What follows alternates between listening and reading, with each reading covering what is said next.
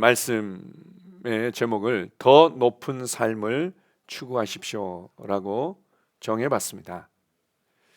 우리가 계속해서 변화되고 지속적으로 성장하고 더 좋은 삶을 살기를 다 갈망하지만, 그러나 이 더 좋은 삶을 살아가는 부분에 있어서 최대의 장애물이 있다면 그것은 좋은 삶에 만족하고 안주하는 것입니다. 내가 누리고 있는 삶이 어느 정도 좋으니까 또 그것을 좋아하고 만족해하는 순간 우리 앞에 있는 더 좋은 삶, 더 높은 삶을 이제 놓치게 되는 거죠. 오늘 본문 말씀은 제가 굉장히 사랑하는 이제 말씀 중에 하나이고, 이것은 사도 바울이 마지막으로 고별 메시지, 유언과도 같은 메시지를 나누고 있습니다. 여러분 한번 생각해 보십시오. 요즘에 이제 우크라이나 사태로 말미암아 이 많은 안타까움을 이제 우리가 가지게 되는데요. 원수 마귀의 최대 사람들을 도적질하고 멸망시키는 가장 어떤 전략 중에 하나가 전쟁이지 않는가 싶습니다. 우크라이나가 있는 그 국민들과 이 상황들이 여러 가지 면에서 지금 굉장히 러시아에 비해서 전략이 딸리는데도 이 사람들이 나라를 지키겠다, 나의 가족을 지키겠다는 막 열정만으로 몸을 던져가면서 이게 그냥 며칠 만에 끝날 것 같은 이 상황이 지금 이렇게 조금씩 길어지고 있는데요. 참 너무 감동을 주는 부분들도 있습니다. 이 상황 가운데 가끔씩 영상들이 올라오지 않습니까? 영상이 참 그 애절한 어떤 이런 영상들도 있고 굉장히 가슴 따뜻한 영상들도 있는데, 그런 것들을 여러분 한번 생각해 보십시오. 만약에 내가 비슷한 상황을 맞닥뜨렸을 때 나의 가족을 두고 이제는 전쟁터로 가야만 된다. 그리고 이것은 거의 다시는 볼 수 없는 마지막 길일 수 있다. 이런 상황이라고 한번 생각해 보십시오. 그때 여러분의 아내나 남편에게 또 여러분의 자녀들에게 무엇을 말할 건가? 건강하고, 그리고 엄마 말 잘 듣고 아빠 말 잘 듣고, 그리고 공부 열심히 해야 돼, 이렇게 하고 떠나는 사람은 없을 겁니다. 우리가 가끔 이게 위중한 병으로 말미암아 시한부 인생을 사시는 분들이 자기가 이제 한 달 남았다, 두 달 남았다 이랬을 때 이 시간이 너무 황금 같은 거죠. 그래서 이것을 어떻게 할 건가? 그리고 특별히 이제는 7살, 8살 된 아이들을 이렇게 바라볼 때 이 그 부모의 마음이 여러 가지 이제 만감이 교차하죠. 그래서 간혹 그런 부분들이 있지 않습니까? 자기가 이 한 달 남은, 두 달 남은 이 기간 동안에 영상 편지를 쓰거나 미리 이제 편지를 써서 그것이 매년 자녀의 생일 때 도착하게끔 만들어 놓는 거죠. 11살 생일 때 11살에 맞는, 11살 때 친구들이 이러이러한 부분들이 있지, 그때는 네가 이렇게 반응하면 돼, 그리고 네게 이런 고민들이 있을 텐데 그때는 이렇게 해야 돼 해서 그 11살에 맞는 조언과 격려들을 보내줍니다. 그리고는 또 12살이 됐을 때, 생일이 됐을 때 또 그는 이제 부모의 영상 편지라든지 손편지가 또 도착하는 거죠. 그 12살에 맞는 또 격려의 편지들이 있고, 그렇게 하면서 이제 자신에게 주어진 그 짧은 시간들을 준비하는 이런 경우들도 있습니다. 마지막 순간에 무엇을 말할 건가는 굉장히 중요하죠. 여러분이 만약에 같은 상황을 맞닥뜨렸다면 무엇을 말할 수 있을 것 같습니까? 자녀들에게, 또 가족에게, 그리고 사랑했던 사람들에게 무엇을 남길 건가? 오늘 사도 바울이 자신이 마지막 걸음일 수 있다는 것에 대해서 거의 확신하는 순간에 자신이 그렇게 사랑했고 섬겼고 훈련시켰고 함께 동역했던 교회의 장로들, 사역자들을 초대해서 그리고 사역자들과 그리고는 성도들과 교회들에게 필요한 마지막 격려의 말을 나누고 있습니다. 마지막으로 무엇을 주고 싶을까요? 그래서 저는 한마디로 더 높은 삶을 추구하십시오, 이렇게 표현할 수 있을 것 같습니다. 사도 바울이 정말 주고 싶었던 더 높은 삶을 그들이 변함없이 추구하며 전진하기를 얼마나 갈망했는지 첫 번째로 한번 보겠습니다. 더 주님을 사랑하는 삶을 추구하십시오. 사도행전 20장 19절입니다. 곧 모든 겸손과 눈물이며 유다인의 간계로 말미암아 당한 시험을 참고 주를 섬긴 것과. 사도 바울은 간혹 성도들에 대해서 이렇게 권면할 때가 있었습니다. 내가 예수 그리스도를 본받은 것처럼 너희도 나를 본받아라. 이것이 지혜로운 삶이고, 이것이 더 아름다운 삶이고, 이것이 더 영향력 있는 삶이고, 이것이 더 주님을 사랑하는 삶이다. 그래서 사도 바울을 통해서 보여준, 그리고 너희들도 이러한 삶을 살기 원한다라고 구체적으로 제시한 부분들이 있다면 바로 겸손이고 눈물이고 인내로 주님을 섬기는 것이었습니다. 이게 더 좋은 삶, 이것이 바로 더 주님을 사랑으로 말미암아 더 전진되고 더 높은 삶을 살아가는 모습이었죠. 자, 겸손이라고 얘기를 하면 우리는 많은 경우에 자기 스스로를 낮추고, 때로는 극단적으로는 자기 자신을 어떤 비하하고 이렇게 할 때 이제 그것을 겸손인 모양으로 생각합니다. 반대의 의미는 이제 교만이죠.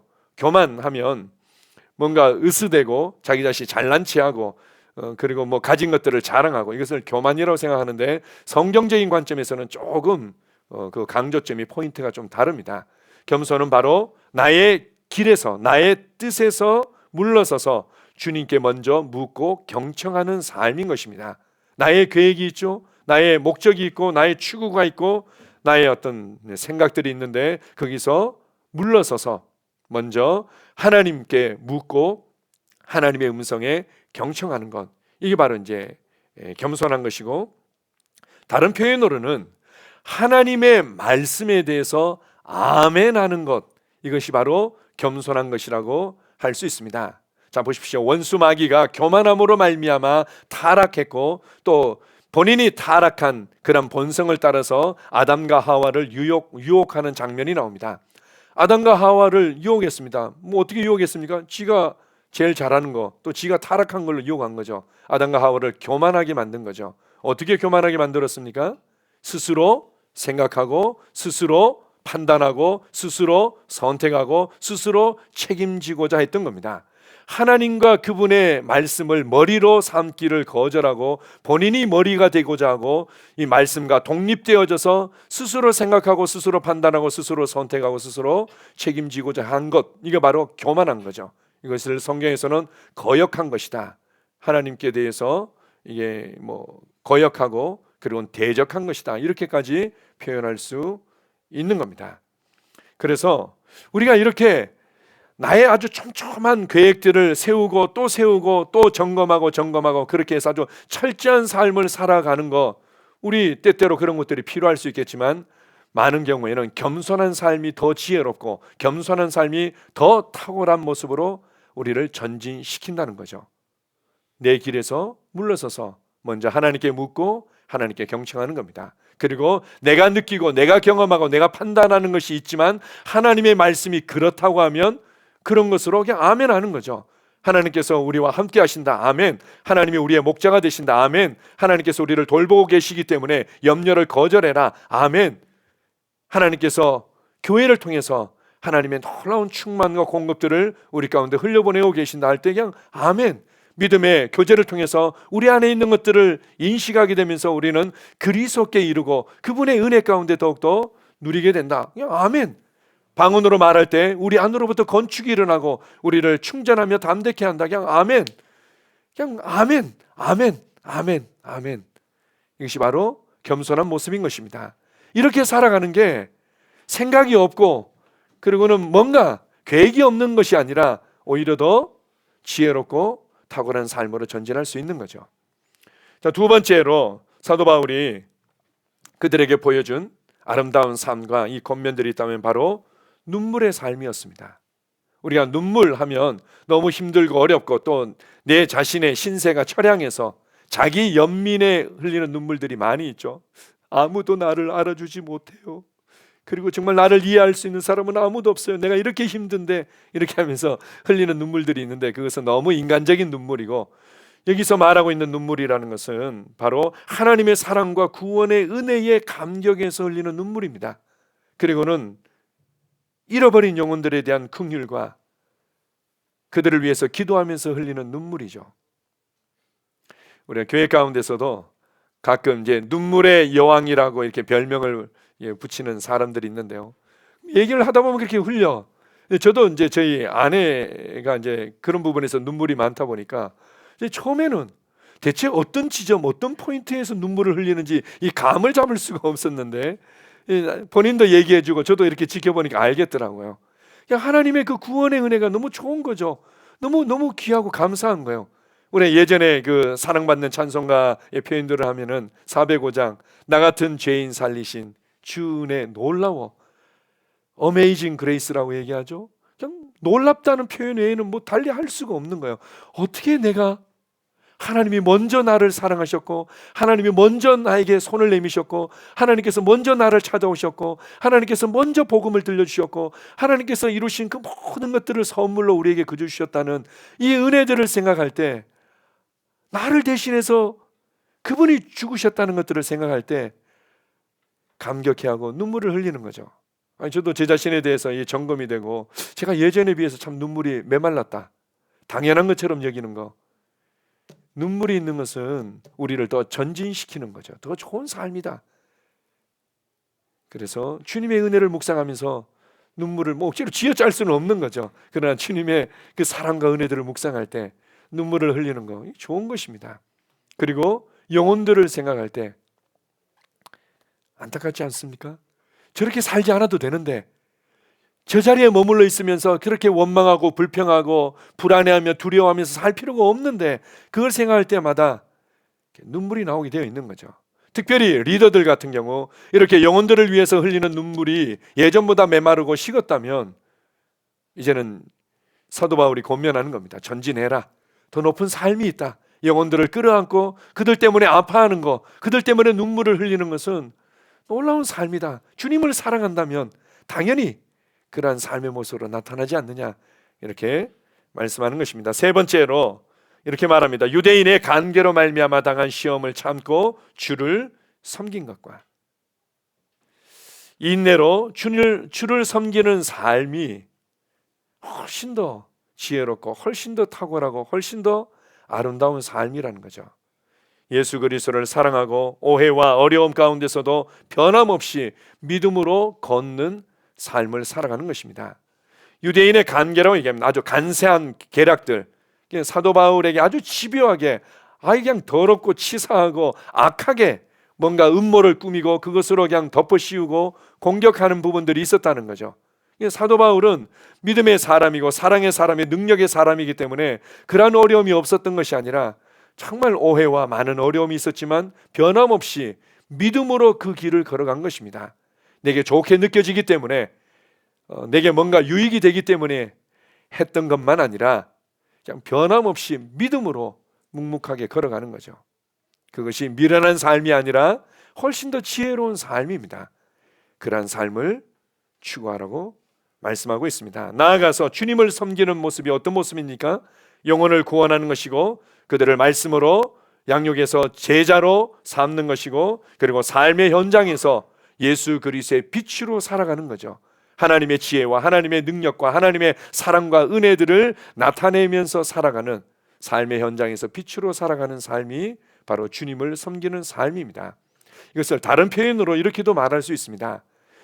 주님의 비전이 교회의 비전이 되고 교회의 비전이 나의 비전이 되는 삶, 이게 훨씬 더 아름다운 삶이라는 거죠. 주님의 열정과 추구와 목적이 교회의 열정과 추구와 목적이 되고 교회의 열정과 추구와 목적이 나의 열정과 추구와 목적이 되는 삶, 이것을 추구하라고 사도 바울은 권면하고 있습니다.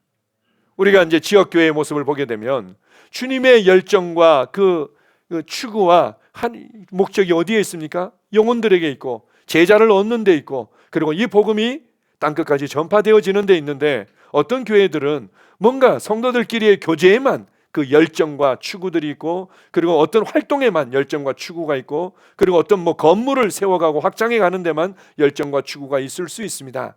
주님의 열정과 추구와 비전이 교회의 열정과 추구와 비전이 되고 교회의 열정과 추구와 비전이 나의 열정과 추구와 비전이 되는 삶, 이것이 훨씬 더 좋은 삶이다. 나는 너희가 그러한 삶을 살아가기를 원한다. 유언과도 같은 마지막 이 고별 메시지를 이것으로부터 시작하고 있습니다. 이것을 한마디로 더 주님을 사랑하는 삶, 이것이 다른 사람의 눈에는 미련하고 어리석고 허비하는 삶처럼 보일 수 있는 거죠. 우리가 그 옥합을 깨트린 여인처럼 그 옥합을 깨트린 여인의 가장 중요한 포인트는 어디 있었냐면 예수님께서 그렇게 여러 차례 나는 죽고 부활하게 될 것이다, 나는 너희를 위해서 죽게 될 것이다. 제자들은 관심이 없었어요. 알아듣지도 못했고, 그들의 관심은 예수님을 통해서 예수님과 함께 뭔가 한자리 하고 영광을 얻고 인정받고 뭔가를 더 소유하게 되는 데만 집중이 되어 있다 보니까 알아들을 수 없었는데, 유일하게 그 옥합을 깨트린 여인은 주님의 말씀을 알아들었던 거죠. 그리고는 그 말씀에 안으로부터 반응하기를 선택했던 겁니다. 그렇게 해서 가장 소중한 것을 예수님의 장산날에 쓰려고 간직을 해뒀다가 그것을 예수님을 살아계실 때 내가 부어드려야 되겠다고 이제 그 옥합, 목을 딱 부러뜨려 가지고는 기름을 붓죠. 주변에 있는 사람들의 첫마디는 그거였습니다. 왜 이것을 이런 모양으로 허비하느냐, 이렇게 말하죠. 주님을 더 사랑하는 삶이 때때로 어떤 사람들의 눈에는 허비하는 삶처럼 보일 수 있습니다. 그러나 그것이 더 좋은 삶이고 더 높은 삶인 것입니다. 두 번째로, 더 전진시키는 말씀을 추구하라고 권면하고 있습니다. 사도행전 20장 20절에서 21절입니다. 같이 읽습니다. 유익한 것은 무엇이든지 여러분에게 전하여 가르치고 유대인과 헬라인들에게 하나님께 대한 회개와 우리 주 예수 그리스도에 대한 믿음을 증언한 것이다. 당시에 유대인과 헬라인들이 가지고 있었던 회개에 대한 그림들이 있고 믿음에 대한 그림들이 있었지만, 사도 바울은 더 전진시키는, 더 전진된 이해와 말씀들을 그들에게 가르쳐주고 있습니다. 구약의 회개에 대한 그림들은 뭐 거의 동일했죠. 죄를 뿌리고는 그리고 나는 이 아무것도 가진 자 없는 이 죄와 같습니다. 뭐 이런 거죠. 그리고는 나는 이제 그런 이 먼지와 같은 존재입니다. 뭐 이런 의미이기도 하고, 그리고는 이제 가슴을 찢고, 그러니까 막 통회하면서 울고, 때로는 그것을 낱낱이 죄를 자백하고, 이제 그런 모습이었는데, 그것만이 회개의 모습인 양 여전히 생각하는 사람들이 많이 있습니다. 우리가 잘못한 부분들이 있을 때 하나님께 주님 잘못했습니다, 이렇게 이제 자백할 수 있죠. 케네세게 목사님의 간증 중에 이런 부분도 있습니다. 참 재미있는 부분들이 있죠. 주님께서 감동을 주셔가지고는 한 사람에게 나는 미련하게 살았습니다, 나는 미련하게 살았습니다, 나는 정말 미련하게 살았습니다, 이렇게 이제 고백하라고 권해줍니다. 그게 이제 그 사람에게서는 회개의 자백과 표현 중에 하나였던 거죠. 그래서 그 사람이 맞습니다, 나는 미련하게 살았습니다, 내가 어리석고 미련하게 살았습니다 하는 순간 치유를 경험하게 되는 그러한 어떤 간증도 있기는 있습니다. 우리가 이제 우리의 어떤 상황들, 행동들, 삶의 태도들을 우리가 돌이키고 그렇게 자백하는 부분들이 있을 수 있지만, 회개는 그 정도의 의미로 그치지 않습니다.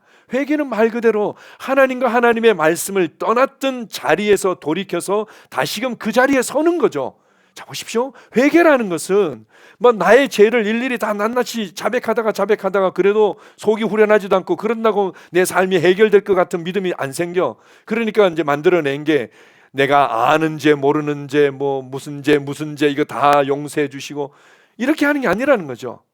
회개는 하나님과 하나님의 말씀을 떠났던 그 자리에서 돌이켜서 다시금 거기에 서는 것입니다. 다른 표현으로 하나님의 말씀을 따라 생각하고 하나님의 말씀을 따라 말해내는 것, 이것이 바로 회개인 것입니다. 회개인 거죠.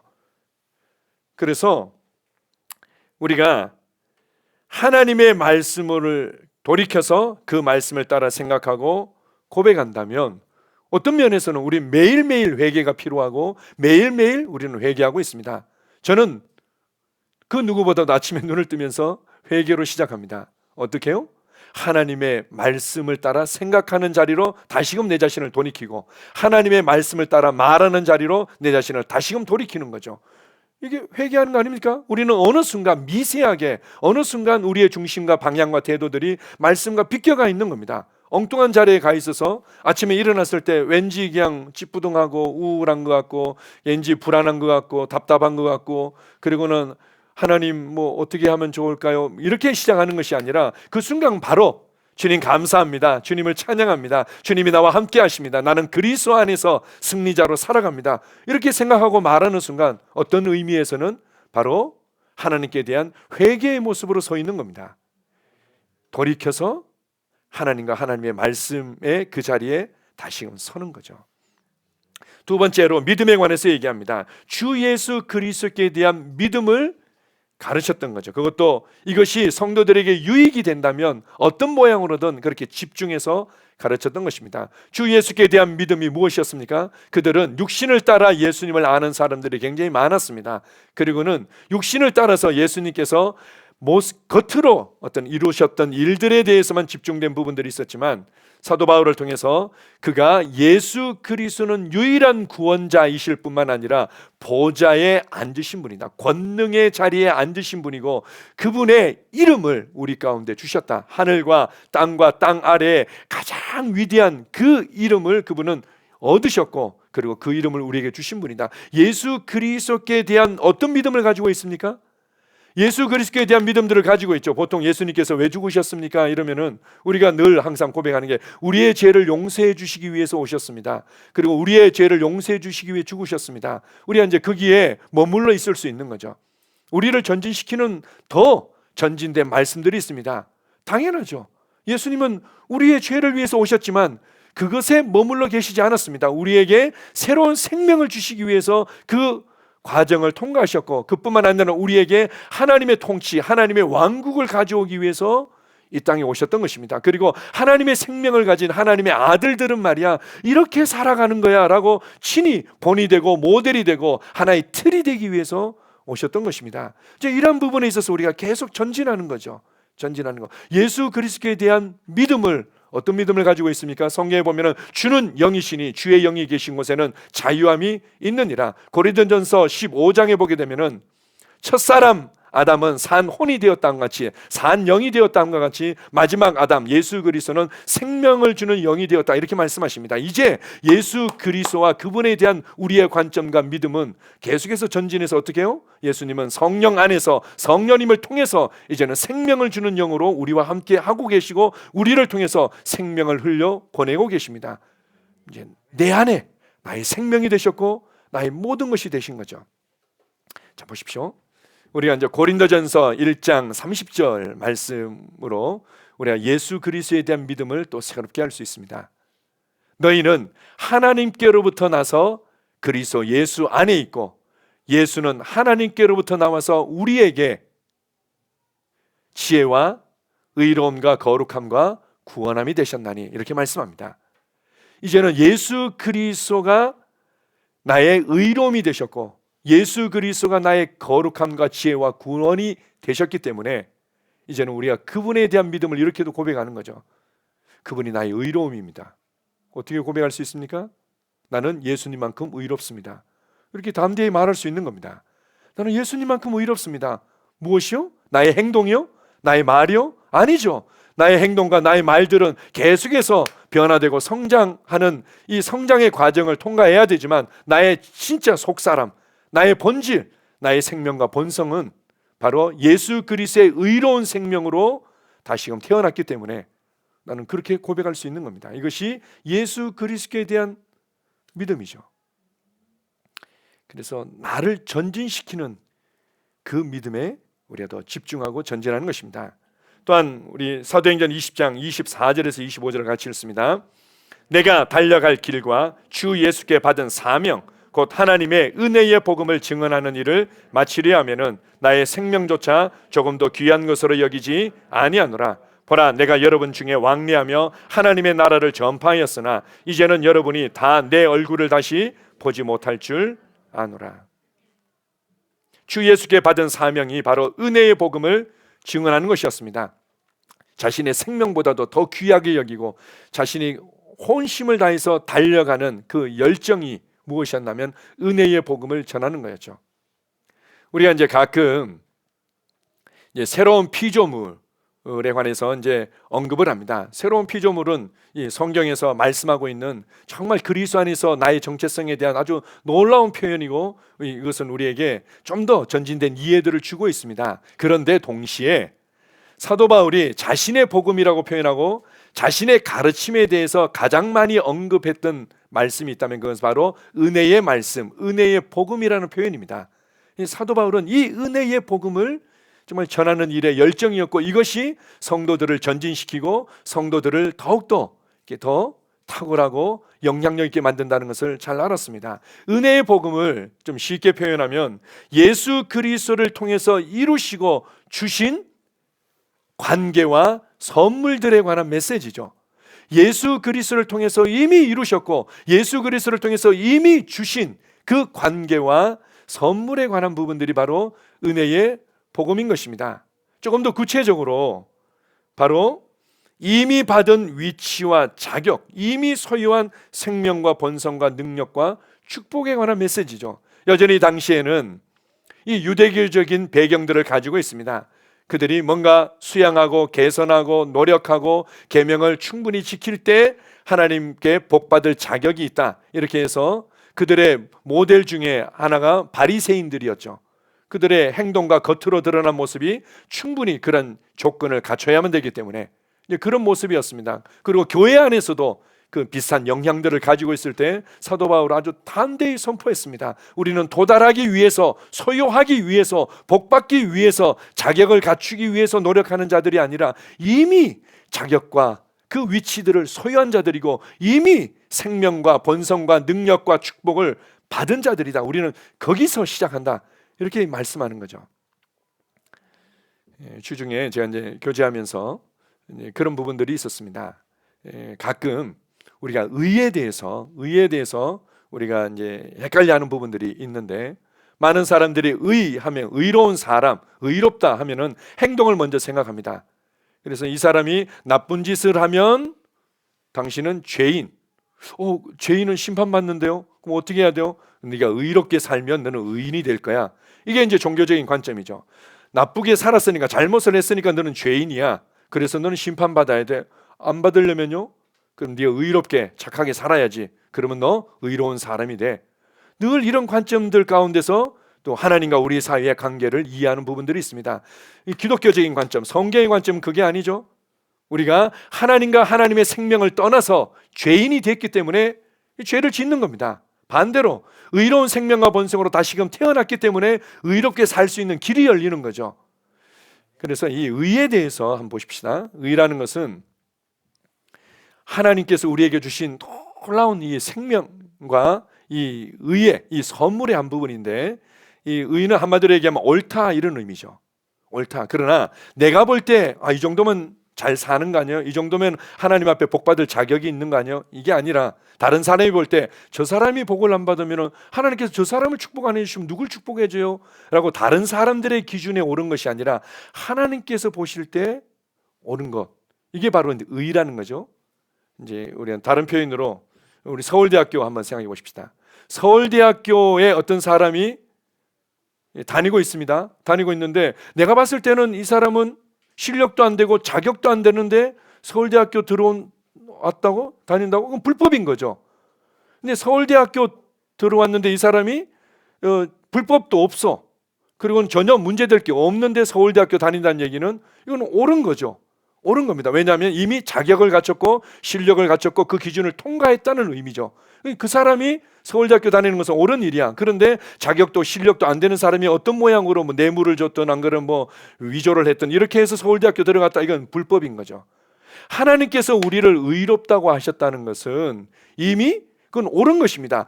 그 기준을 통과했다는 거죠.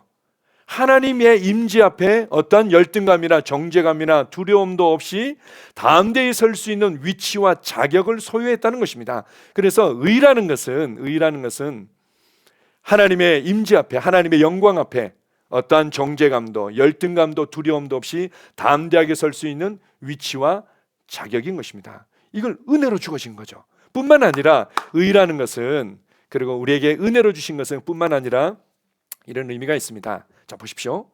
의롭다는 것은 어떤 의미인가 하면 우리가 그것을 정의하기가 또 쉽지 않은 부분들이 있지만 이렇게 이해할 수 있습니다.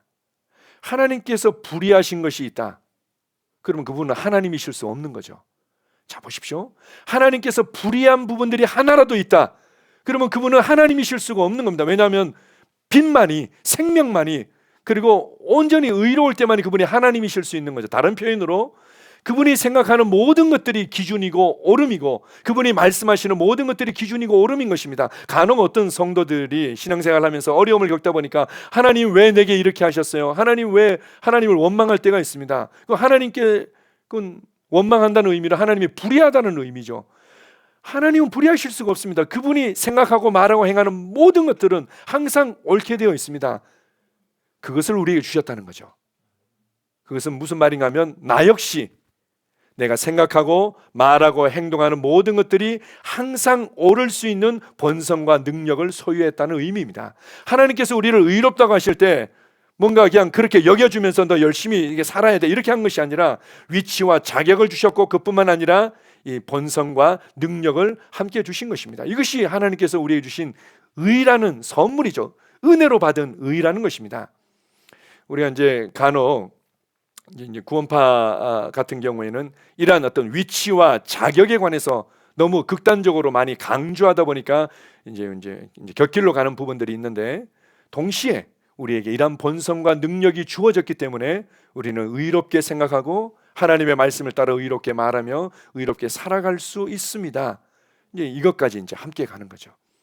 어쨌든 은혜의 복음에 있어서 이미 주신, 이미 소유한, 이미 우리 안에서부터 시작되어진 이 모든 것들을 감사하며 누리며 풀어내는 것입니다. 우리가 수요일날 찬양 기도에 영혼 몸을 나누고 있는데 이것이 이러한 부분들을 아주 잘 설명해 주고 있죠. 기초적인 부분들을 탄탄하게 다져주고 있는데 그래서 은혜의 복음은 말씀을 통해 알고 인식하고 풀어내는 것입니다. 알고 인식하고 풀어내고 그것이 나타나도록 하는 것, 이것이 바로 더 전진된 그리스도인의 모습이죠. 네 번째로 사도 바울이 그들에게 너희가 이 복음에 집중하고 이것을 가르치고 이것 안에서 자라가라고 권면하신 것입니다. 하나님의 나라를 전파한 거죠. 우리 영어 성경이나 원어적으로 얘기하면 하나님의 왕국을 전파한 것입니다. 하나님의 통치, 하나님께서 다스리시는 영역, 이것을 가르친 거죠. 이 사도 바울의 가르침 내용을 보게 되면 하나님의 왕국에 대한 가르침이 많았습니다. 특별히 우리가 로마에 이제 가택 연금되어져서 황제의 재판을 받기 전까지 집안에서 이제 나오지 못하고 그 안에서 지낼 때 사람들이 오고 가면서 말씀을 가르치는 내용이 있습니다. 그때 뭐라고 얘기하면은 주 예수에 관한 것과 하나님의 왕국에 관해서 그가 쉼없이 끊임없이 가르쳤다고 말씀하고 있습니다.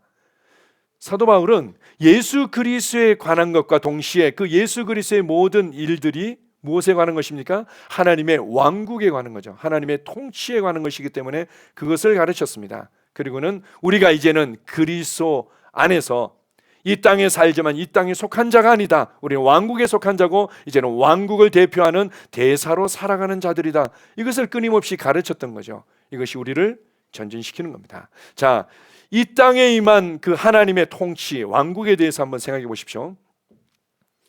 이제 제가 몇 차례 함께 나눴던 내용이기도 한데요. 우리 인도를 한번 생각해 봅시다. 우리가 이제 영국이 인도를 정복해서 이제 인도를 다스리지 않습니까? 그때 우리는 정복자에 대해서 너무 부정적이고 나쁜 이미지들을 많이 가지고 있기 때문에 그것을 안 좋게 이제 생각하는 부분들이 있지만 좋은 쪽으로 한번 생각해 보십시오. 인도에 예를 들어서 인도에 여자들이 얼마나 그 인권 없이 아이들이 얼마나 인권 없이 학대당하고 고통받고 잘못된 그 힌두교적인 이슬람적인 풍습에 의해서 고통받는 사람들이 많습니까? 이제 그들이 자유케 되어진다는 쪽에서만 일단 한번 생각해 보십시오.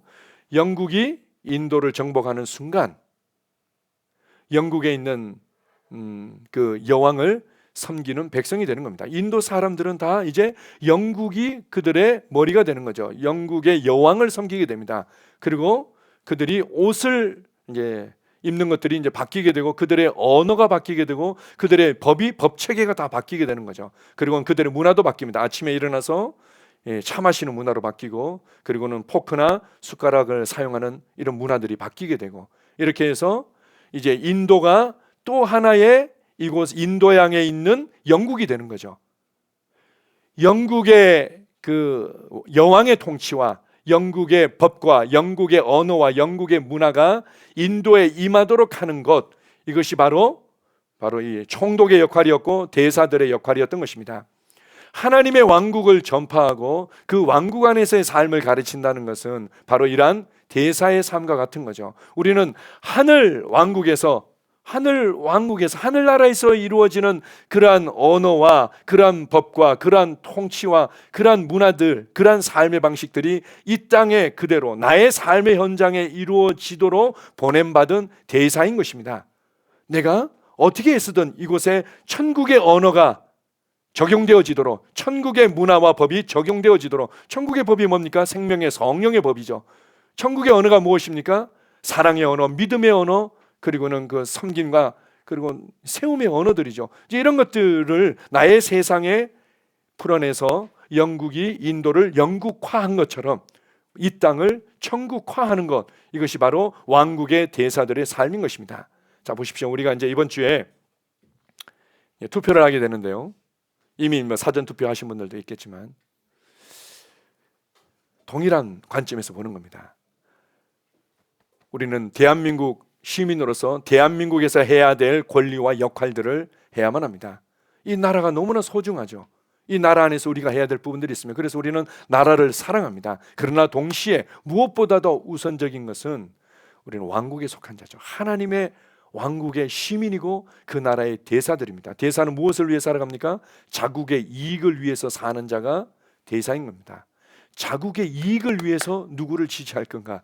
자국의 이익을 위해서 어떤 정책을 지지할 건가? 자국의 이익을 위해서 내가 어떤 사람들에게 영향을 줄 건가? 이런 것들을 생각하는 거죠.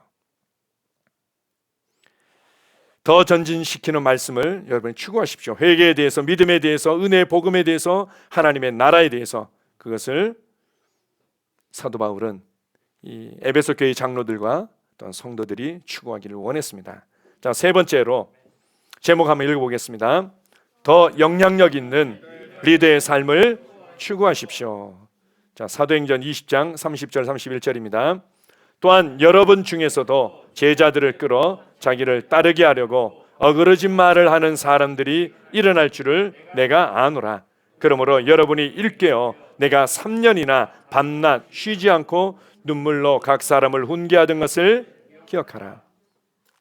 사도 바울의 마지막 고별 설교, 유언과도 같은 메시지를 나누면서 그들에게 격려하고 제시한 부분들이 있다면 바로 이겁니다. 한 사람 한 사람을 말씀으로 세우는 사역과 삶보다 더 귀한 것은 없다. 한 사람 한 사람을 말씀으로 세우는 삶, 그 사역이 훨씬 더 귀하고 훨씬 더 아름답고 훨씬 더 좋은 삶이라는 거죠. 여러분이 생각하는 좋은 삶에 대한 그림들이 있겠지만 주님께서 사도 바울을 통해서 우리에게 권면합니다. 한 사람 한 사람을 말씀으로 세우는 거, 때때로는 그것이 화가 나고 때때로는 힘겹게 다가올 수도 있겠지만 사도 바울에게서도 비슷한 부분들은 있었습니다. 그래서 시간이 필요했다는 거죠.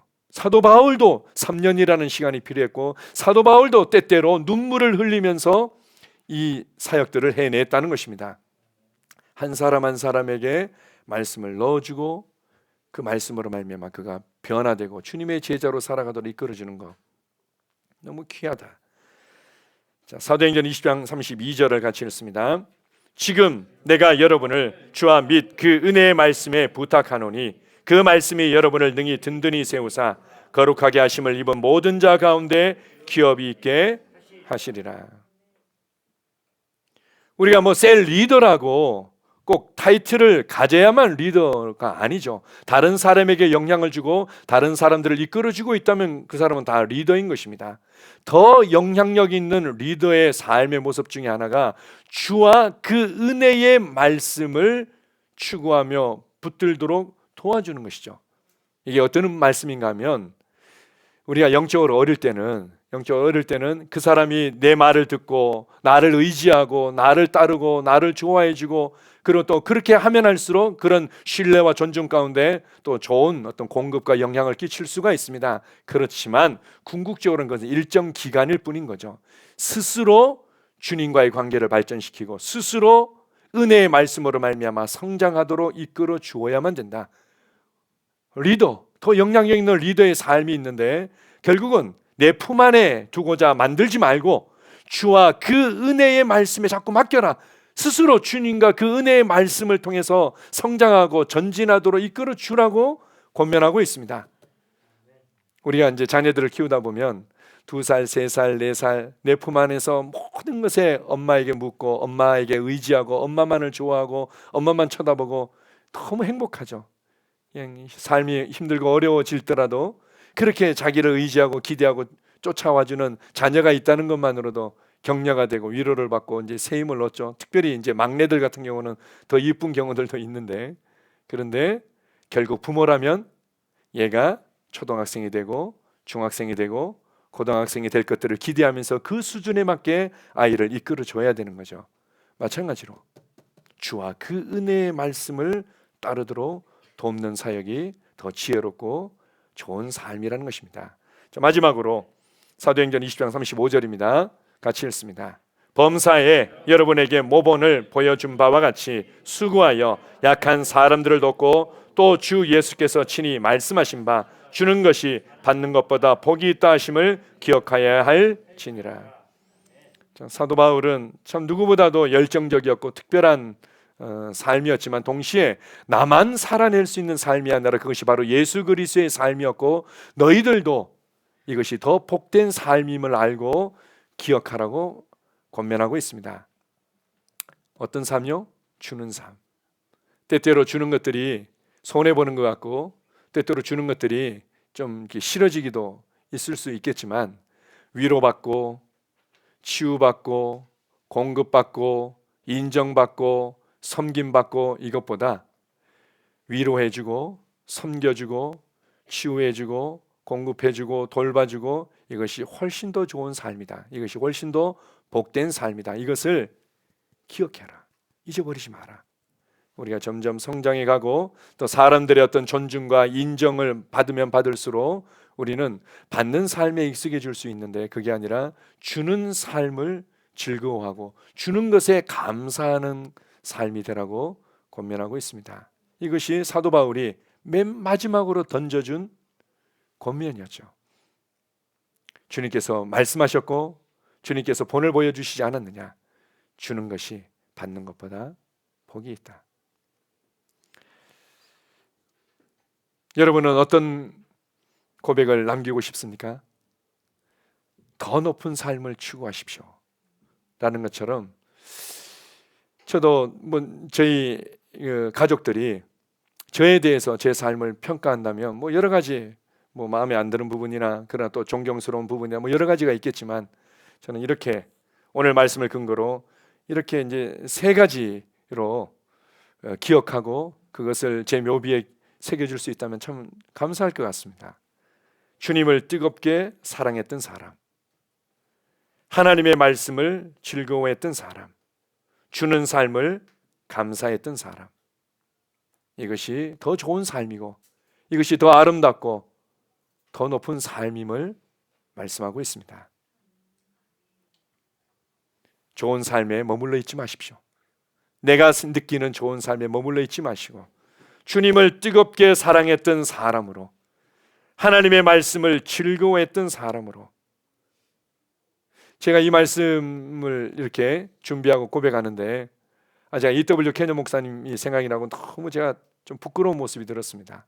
E.W. 캐년 목사님의 딸이 자기 아버지를 기억할 때 그런 간증들을 기록하고 있습니다. E.W. 캐년 목사님에 대해서 하루는 보니까 면도를 하시는데 정기 면도기가 아니죠. 옛날 면도를 하시는데 그냥 면도를 하시는 게 아니라 그 순간도 아까워서 옆에 성경책을 펴놓고는 면도를 하면서 그걸 보고 그러다가 새롭게 이해된 것 때문에 너무 막 기뻐하고 주님 이렇게 하나님의 말씀을 즐거워했던 사람이 있구나. 시편 1편에서 우리에게 고백하는 복 있는 사람의 모습이지 않습니까? 여호와의 율법을 즐거워하여 그리고 주는 것을 감사해하는 사람으로 여러분들이 바라보며 살아갈 때 여러분의 인생은 계속해서 전진하고 주님이 오시는 그날에 정말 영광과 칭찬과 보상을 받는 모습으로 나타나게 될 줄 믿습니다. 아멘. 할렐루야. 기도하겠습니다. 하나님 아버지 감사합니다. 사도 바울을 통해서 마지막 사역자들에게, 마지막 또 교회와 성도들에게 권면하는 말씀을 나누고 있습니다. 더 높은 삶을 추구하라고. 겸손과 눈물과 인내로 주님을 섬기는 삶이 더 좋은 삶이다. 더 높은 삶이다. 더 주님을 사랑하는 삶이 다른 사람의 눈에 허비한 것처럼 보일지라도 이것이 더 영향력 있는 삶이라고 우리를 권면하고 있습니다. 또한 주님, 정말 우리에게 내가 알고 있는 지식, 내가 알고 있는 은혜, 내가 알고 있는 말씀의 그 누림에 멈춰 있는 것이 아니라 정말 회개에 있어서 우리가 더 전진하고, 믿음에 있어서 더 전진하고, 그리고 은혜의 복음에 있어서 그 넓이와 그 깊이와 그 풍성함을 알고 누리는 부분에 있어서 전진하고, 하나님의 나라, 하나님의 왕국에 대한 이해에 있어서 더 우리가 전진하고, 그 왕국의 대사로 살아가는 삶에 있어서 더 능력 있고 지혜롭고 영향력 있기를 갈망합니다. 우리를 전진시키는 말씀을 우리는 더 추구하겠습니다. 또한 더 영향력 있는 리더의 삶을 나는 추구하며 감사합니다. 그렇습니다. 내가 말씀의 은혜 받고 내 삶을 다룰 수 있는 것에 나는 만족하는 것이 아니라 다른 사람들을 말씀으로 양육하며 다른 사람들을 주와 그 은혜의 말씀으로 말미암아 살아가도록 성장하도록 이끌어주는 것에 내가 또한 집중하고, 그리고 무엇보다도 주는 것이 받는 것보다 복이 있다는 것을 늘 기억하며 주는 것을 감사해야 하며 살아가겠습니다. 주님 은혜를 감사합니다. 주님만을 찬양합니다. 이러한 아름다운 삶을 주신 주님 감사합니다. 예수님 이름으로 기도합니다. 아멘.